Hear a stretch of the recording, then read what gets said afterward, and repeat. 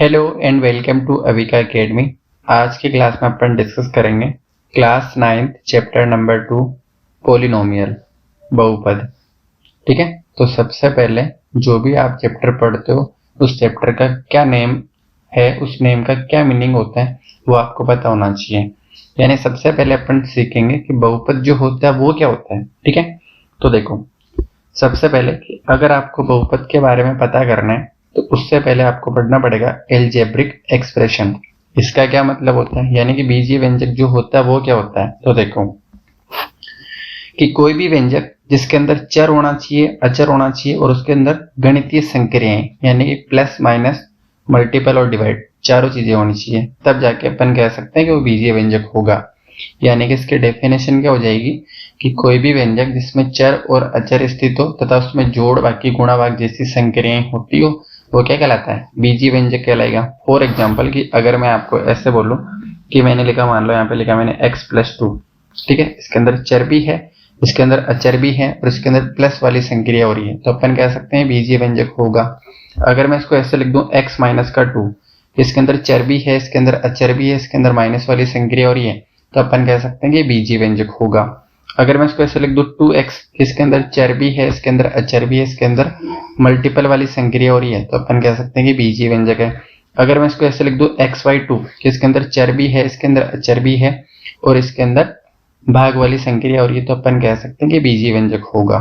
ठीक है, for example यहाँ पे लिखा हुआ 3x+5 कि चर और अचर है और प्लस वाली संक्रिया हो रही है, तो अपन कह सकते हैं कि बीजीय व्यंजक होगा, एल्जेब्रिक एक्सप्रेशन होगा। ठीक है, आगे 2x² माइनस का 7x+4 कि चर और अचर है और प्लस और माइनस वाली संक्रिया हो रही है, तो अपन कह सकते हैं कि बीजीय व्यंजक होगा। ठीक है, नेक्स्ट a³ + 2ab माइनस का b² कि चर और अचर स्थित है और प्लस और माइनस वाली संक्रिया हो रही है, तो अपन कह सकते हैं कि ये एल्जेब्रिक एक्सप्रेशन होगा। ठीक है, आई होप कि एल्जेब्रिक एक्सप्रेशन क्या होता है वो आपको अच्छे से समझ आया होगा। नेक्स्ट, अब देखो पोलिनोमियल क्या होता है वो मैं आपको बता देता हूँ कि बहुपद किसे कहते हैं। सबसे पहले डेफिनेशन कि ऐसा बीजीय व्यंजक जिसमें चर के जो घात है वो होने चाहिए पूर्णांक। अब पूर्णांक में जो है वो ऋणात्मक नहीं होने चाहिए। पूर्णांक में क्या होता है, प्लस वाले नंबर होते हैं, जीरो होता है, माइनस वाले नंबर होते हैं, तो माइनस वाले नंबर नहीं होने चाहिए। माइनस वाले जो नंबर है उनको छोड़ के, यानी कि जीरो और प्लस वाले नंबर, तो या तो ऐसे बोल दो या पूर्ण संख्या बोल दो। ठीक है, तो ऐसा बीजीय व्यंजक जिसमें चर के जो घात है वो पूर्ण संख्या होनी चाहिए, जीरो से लगा के इन्फिनिट तक। या ऐसे बोल दो कि पूर्णांक में ऋणात्मक संख्या नहीं होनी चाहिए। ठीक है, आगे फॉर एग्जाम्पल कि अगर मैं आपको ऐसे बोलूं कि अगर मैं ऐसे लिख दूं, मैंने लिखा 2x+3, तो ये बीजीय व्यंजक तो है ही। x की मैक्सिमम पावर कितनी है, 1। ये जो 1 है वो पूर्ण संख्या है, तो अपन कह सकते हैं कि ये जो है वो बहुपद होगा। ठीक है, फॉर एग्जाम्पल यहाँ पे लिखा हुआ है 2x² प्लस का 3x प्लस का 7, यहाँ पे बीजीय व्यंजक है, चर की जो घात है वो पूर्ण संख्या है। या तो पूर्ण संख्या बोल दो या पूर्णांक बोलो, तो पूर्णांक में ऋणात्मक संख्या नहीं होनी चाहिए। ठीक है, आगे जैसे यहाँ पे देखो कि ये लिखा हुआ है x की पावर -1 प्लस का 2। अब ये पूर्णांक संख्या जो है वो माइनस के अंदर है, तो अपन कह सकते हैं कि ये जो होगा वो बहुपद नहीं होगा। आई होप कि बहुपद क्या होता है वो आपको अच्छे से समझ आया होगा।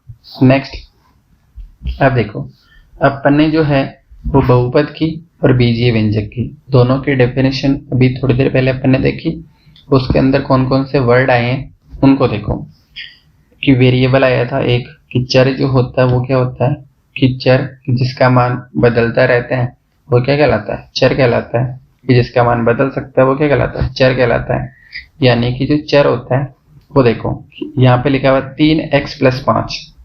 अब इस 3x+5 में आप x की वैल्यू 0 रख लो, x की वैल्यू 1 रख लो, x की वैल्यू 2 रख लो, x की वैल्यू चाहे कुछ भी रख लो, पूरे बहुपद का मान चेंज हो जाएगा। लेकिन ये जो 5 है वो 5 कभी भी चेंज नहीं होगा। ये 3 जो वो 3 कभी भी चेंज नहीं होगा। तो जो कभी भी चेंज नहीं होता है वो तो कहलाता है अचर, और जिसका मान चेंज हो सकता है वो क्या कहलाता है, चर। तो 3x+5 में जो x है वो x क्या कहलाएगा, चर कहलाएगा, वेरिएबल कहलाएगा, है ना। देखो नेक्स्ट, देखो अचर कांस्टेंट क्या होता है, अभी मैंने आपको बोला कि जिसकी वैल्यू चेंज नहीं हो सकती, जो कभी भी नहीं बदल सकता, वो क्या कहलाता है, अचर कहलाता है। यानी कि कुल मिला के जो न्यूमेरिकल वैल्यू जो होती है वो क्या कहलाती है, वो कभी भी चेंज नहीं होती है, तो अपन कह सकते हैं वो अचर है। फॉर एग्जाम्पल की 5 है, 4 है, माइनस का 7 है, 12 है, ये सारी क्या है, न्यूमेरिकल वैल्यू है जो कभी भी चेंज नहीं हो सकती, ये कहलाएगा कांस्टेंट, अचर कहलाएगा। ठीक है, नेक्स्ट टर्म क्या होती है, यानी कि पद क्या होता है, तो पद अपन कह सकते हैं केवल और केवल संख्या हो सकती है। अगर मैं ऐसे लिखा हूं, मैंने लिखा 4, तो एक पद है। ठीक है, केवल चर हो सकता है कि अगर मैं ऐसे लिख दूं केवल x, तो ये भी क्या है, पद है। दोनों का कॉम्बिनेशन भी हो सकता है कि अगर मैं 4 को x से गुणा करूं तो कितना आएगा, 4x, तो ये भी क्या है, पद है। तो तीनों ये हो सकता है। या इसके अलावा इससे बोल दो कि ऐसा बीजीय व्यंजक जो प्लस या माइनस से अलग होता है वो क्या कहलाता है, पद कहलाता है। जैसे यहाँ पे लिखा हुआ है फॉर एग्जाम्पल 3x² प्लस का 5x प्लस 7, प्लस से कौन अलग हो रहा है यहाँ पे कि 3x² ये एक पद है, 5x ये एक पद है, 7 ये एक पद है। तो यहाँ पे टोटल कितने पद है, 3 पद है। तो पद को आप कैसे काउंट करोगे, प्लस और माइनस का निशान रख के। आई होप कि पद क्या होता है वो आपको अच्छे से समझ आया होगा। नेक्स्ट, अब देखो कोफिशिएंट क्या होता है, गुणांक क्या होता है वो देखो कि चर के गुणा में जो भी संख्या है वो क्या कहलाती है, गुणांक कहलाती है। ठीक है, या किसी भी पद का जो संख्यात्मक भाग होता है वो क्या कहलाता है, गुणांक कहलाता है। जैसे यहाँ पे लिखा हुआ 7x², तो अगर मैं आपको बोलूं कि x² का गुणांक बताओ, तो x² के गुणा में कितना लिखा हुआ है, 7, वही क्या हो जाएगा उसका आंसर। यहाँ पे लिखा हुआ माइनस का 5xy, अगर मैं आपको बोलूं कि xy का जो है वो xy का गुणांक बताओ, तो xy के गुणा में कितना लिखा हुआ है, माइनस का 5, तो ये क्या हो जाएगा, इसका कोफिशिएंट हो जाएगा, गुणांक हो जाएगा। ठीक है, नेक्स्ट अब देखो जो बहुपद होता है उसके टाइप्स कि कौन कौन से होता है, तो एक होता है अचर बहुपद, कांस्टेंट पॉलिनोमियल। वो क्या होता है, ऐसा बहुपद जिसमें केवल और केवल अचर पद स्थित हो, जिसमें केवल और केवल कौन से होंगे, अचर पद स्थित होंगे, उसको अपन कह सकते हैं कि वो कांस्टेंट पॉलिनोमियल है। फॉर एग्जाम्पल कि अगर किसी बहुपद में केवल 5 लिखा हुआ है तो इसको अपन कह सकते हैं कि ये अचर बहुपद है। केवल माइनस का 7 लिखा हुआ है तो अपन कह सकते हैं कि ये अचर बहुपद है। केवल 10 लिखा हुआ है तो अपन कह सकते हैं कि ये अचर बहुपद है। ठीक है, नेक्स्ट सेकंड जो है वो सेकंड देखो कि जीरो पॉलिनोमियल, यानी कि शून्य बहुपद क्या होता है कि ऐसा बहुपद जिसमें केवल और केवल जीरो, अगर कहीं पे ऐसे लिखा हुआ है जीरो तो इसको अपन कौन सा बहुपद बोलेंगे, जीरो ऑफ पॉलिनोमियल बोलेंगे, अचर बहुपद बोलेंगे। यानी जिसमें सभी के गुणांक क्या होने चाहिए, जीरो होने चाहिए, तब जाके वो पूरा जीरो हो जाएगा। पूरा जीरो होगा तो अपन उसको क्या कहेंगे, जीरो पॉलिनोमियल कहेंगे, शून्य बहुपद कहेंगे, है ना। आई होप कि आपको अच्छे से समझ आ रहा होगा। नेक्स्ट अब देखो, अब जो है वो अपन क्या करेंगे कि जो पॉलिनोमियल होता है उसका क्लासिफिकेशन करेंगे। उसका क्लासिफिकेशन अपन 2 टाइप से कर सकते हैं टोटल, है ना। वो 2 टाइप कौन से हैं वो देखो, पहला on the basis of terms यानी पद के आधार पे, और on the basis of degree यानी घात के आधार पे। पद के आधार पे और घात के आधार पे। पद के आधार पे भी बहुपद जो होता है वो 3 प्रकार का होता है, और घात के आधार पे बहुपद कितने प्रकार का होता है, 3 प्रकार का। तो पहले मैं आपको बता देता हूँ पद के आधार पे। तो पद तो अभी थोड़ी देर पहले मैंने आपको बोला कि केवल नंबर हो सकता है, केवल चर हो सकता है, दोनों का कॉम्बिनेशन भी हो सकता है। ठीक है, तो पद के आधार पे 3 प्रकार का कौन कौन सा होता है, एक तो होता है मोनोमियल, एक होता है बाइनोमियल, एक होता है ट्राइनोमियल, कि एक पदी, द्विपदी और त्रिपदी। तो ऐसा बहुपद जिसमें केवल और केवल एक पद हो वो तो कहलाएगा एक पदी। फॉर एग्जाम्पल 3x कितना पद है, एक पदी कहलाएगा। माइनस का 7y² कितना पद है, एक, तो एक पदी बहुपद कहलाएगा। ऐसा बहुपद जिसमें 2 पद होंगे वो कौन सा कहलाएगा, द्विपदी कहलाएगा। कि x + 5 की प्लस और माइनस का निशान देख के आप पद को काउंट कर सकते हो। तो यहाँ पे कितने पद है टोटल, 2। तो ऐसा बहुपद जिसमें 2 पद होंगे अपन कह सकते हैं कि वो द्विपदी बहुपद है। ठीक है, a² - b² कितने पद है, 2, तो अपन कह सकते हैं कि द्विपदी बहुपद है। नेक्स्ट यहाँ पे लिखा हुआ है x² प्लस का 2x + 3 कितने पद है इसके अंदर, 3 पद है। कि x² अलग है, 2x अलग है, 3 अलग है, टोटल 3 पद है। तो अपन कह सकते हैं कि त्रिपदी बहुपद होगा। आई होप कि आपको पद के आधार पे बहुपद के जो प्रकार है वो आपको अच्छे से समझ आए होंगे। अब देखो डिग्री के आधार पर, यानी कि घात के आधार पर। तो सबसे पहले देखो घात क्या होती है, तो किसी भी बहुपद में चर की जो अधिकतम घात होती है वो क्या कहलाती है, बहुपद की घात कहलाती है। ठीक है, चर की जो मैक्सिमम पावर है वो क्या कहलाती है, बहुपद की डिग्री कहलाती है। फॉर एग्जाम्पल कि जो घात के आधार पर टोटल 3 प्रकार है वो कौन से, वो देखो पहले। एक तो होता है लीनियर पोलिनोमियल, एक होता है क्वाड्रेटिक पोलिनोमियल, एक होता है क्यूबिक पोलिनोमियल कि रेखीय बहुपद या रेखिक बहुपद भी बोल सकते हैं, द्विघात बहुपद और त्रिघात बहुपद।